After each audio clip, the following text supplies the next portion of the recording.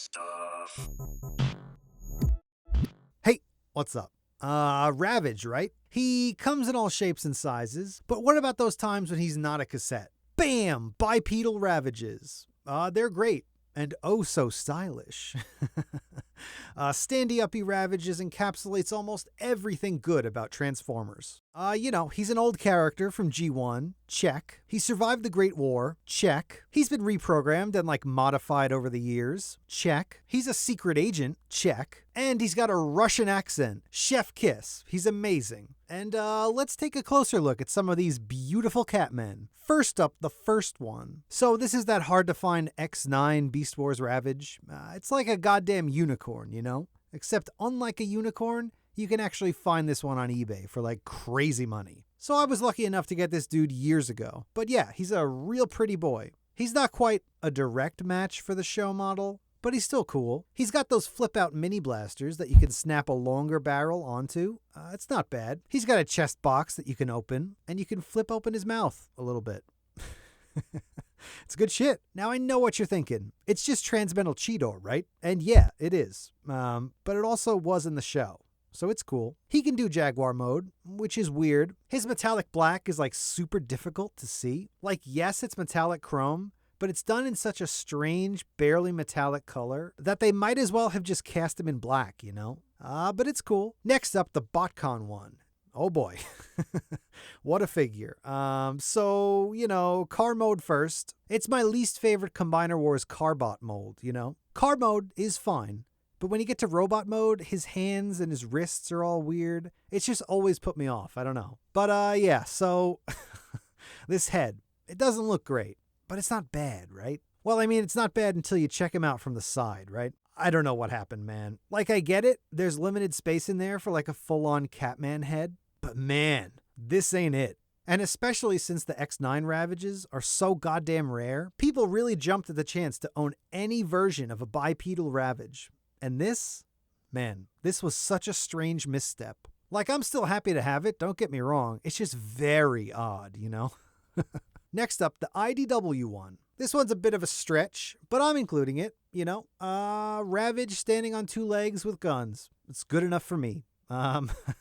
This one's from Mastermind Creations, and it's a pretty sick little figure. He shares some engineering with the IDW DJD green pet guy that they did. Man, Mastermind Creations are really doing it. Never stop doing what you guys are doing. It's real good shit. He came with blasters, and they're super weird. They're real tiny, and he can't really hold them that well. I mean, you can manage, but it's not great. Here he is next to the last two. It's definitely a different style, but it's not an unwelcome one.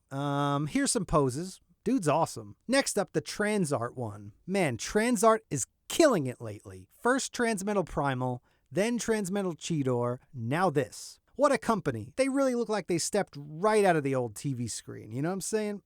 Bendy tail, magnetic guns, extra hands, die-cast legs, thighs for days, and that very specific face sculpt that's not quite Tigatron and not quite Cheetor, you know? Its paint is very unusual. It reflects light in a very specific way. It's super hard to photograph, so I hope this ends up looking okay for video. Here he is with the last ones. Putting the others to shame. Holy shit. Next up, the 2021 San Diego Comic-Con one. Time travelers, right?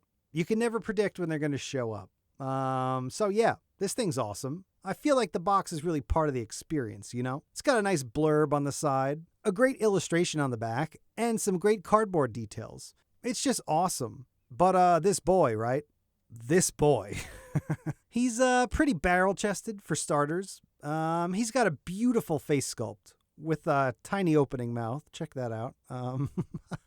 His blasters are looking good. They're not as show accurate as the TransArt ones, but you know, they can still holster onto his legs, so that's not bad, right? Here he is next to Kingdom Cheetor. Yes, they're the same figure, but there's a lot that's been done to change it up. His tail can't detach anymore. His cat legs are straight up and down on the back. Arms are feeling a little thin, malnourished, you know? Legs are pretty much the same as Cheetor from the knee down, but from the knee up, it's pure Ravage. Here he is with the others.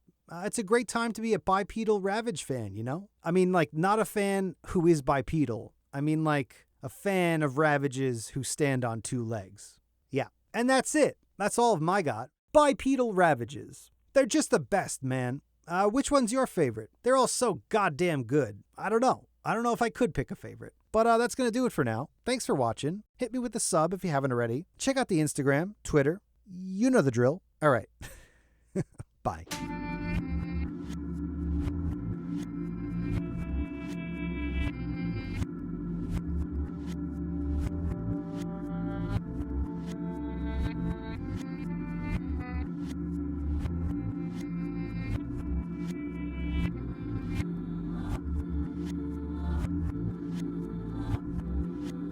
Chef fucking kiss, you know? It's my least favorite Combiner Wars car mode. He shares some engineering. What a company. What a company. Hey, what's up? Ravage, right? He comes in all shapes and sizes, but what about those times he's not a cassette? Bam, Bipedal Ravages. They're great and oh so stylish. Oh my god. Fast forward. Next up, the 2020. I'm gonna say this is done.